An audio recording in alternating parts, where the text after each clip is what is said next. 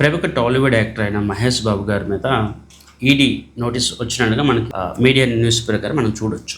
అయితే ఇక్కడ ప్రధానమైన వార్త ఏంటంటే, మూవీ యాక్టర్ అయిన మహేష్ బాబు గారు సూర్య డెవలపర్స్ తర్వాత సురానా గ్రూప్ సంబంధించిన కొన్ని అడ్వర్టైజ్మెంట్లో ఆయన అడ్వర్టైజింగ్ చేసినట్టుగా, అంటే ఈ కంపెనీలు చాలా వరకు ఇన్వెస్టర్స్ని ఫ్రాడ్ చేశాయి కాబట్టి ఇన్వెస్టర్స్ ఆ కంపెనీస్ మీద కంప్లైంట్ రైజ్ చేశారు.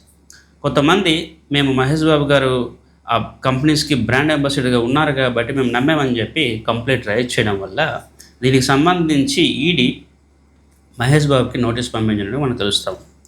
ఇక్కడ మనం గమనించవలసిన రెండు ఇంపార్టెంట్ పాయింట్స్, హీరోలు లేకపోతే ఎవరో పర్సనాలిటీ పేరు చెప్పి ఒక కంపెనీస్ని ఎస్పెషల్లీ రియల్ ఎస్టేట్ లాంటి కంపెనీని నమ్మడం మానుకోవాలి.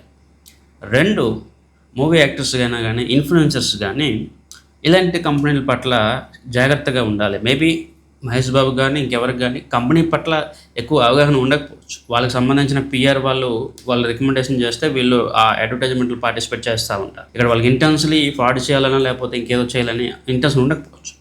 కానీ వాళ్ళు మరింత బాధ్యతగా ఉంటే వీళ్ళని నమ్మి వచ్చే ఇన్వెస్టర్స్కి మోసం జరగకుండా ఉంటుంది ఒకటి. రెండవది, చాలా ప్రాజెక్ట్స్లో హెచ్ఎండి రెరా అప్రూవల్ ఉన్నా కూడా ప్రాబ్లమ్స్ వస్తున్నట్టుగా మనకి రీసెంట్ కొన్ని అప్డేట్స్, లైక్ సురానా గ్రూప్ కానీ లేకపోతే కృతికా డెవలపర్స్ మెడ్చల్ సంబంధించి వాళ్ళలో కూడా ఈవెన్ వాళ్ళు అప్రూవల్ అని తీసుకున్నా కూడా కొన్ని దగ్గరలో మళ్ళీ కస్టమర్స్ని ఫ్రాడ్ చేస్తూ ఉంటారు.